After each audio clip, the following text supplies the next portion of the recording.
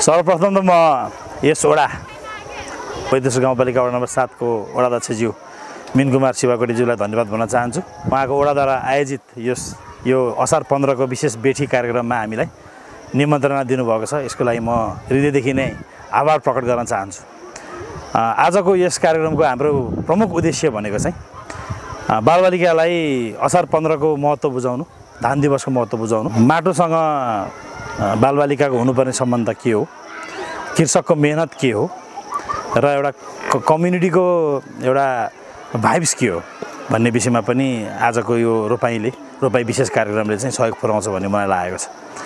किसान र कृषकको चाहिँ मेहनत, किसान गर्ने कृषकको मेहनत के हो र हामीले फाइनल प्रडक्ट लिएर आउँदा चाहिँ त्यसलाई गर्ने हामीले त्यसलाई ट्रिट गर्ने कुराहरू के हुन् भन्ने विषयमा पनि हामीले बालबालिकाले नजिकबाट चाहिँ महसुस गर्न पाउनुहुन्छ भन्ने मलाई लागेको छ।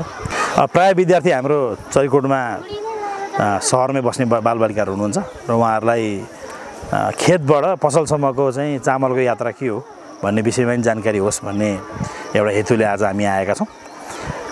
र किताबी ज्ञान सायद एक हप्तामा पनि यदि धेरै कुराहरू यहाँ उहाँहरूले जान्नु हुन्न होला कक्षा कोठामा, तर यसरी ओपन स्पेसमा आएर उहाँहरूले धेरै कुराहरू जान्न पाउनुहुन्छ भन्ने मलाई लागेको छ।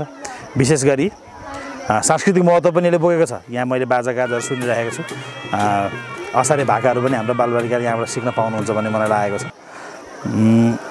र यसमा विभिन्न कुराहरू, यसमा माटो, रसायनदेखि लिएर पानी, यो हरेक कुरा कसरी मिलाएर चाहिँ एउटा खेत रोपिन्छ भन्ने विषयमा पनि बालबालिकाले नलेज पाउनुहुन्छ भन्ने मलाई लागेको छ।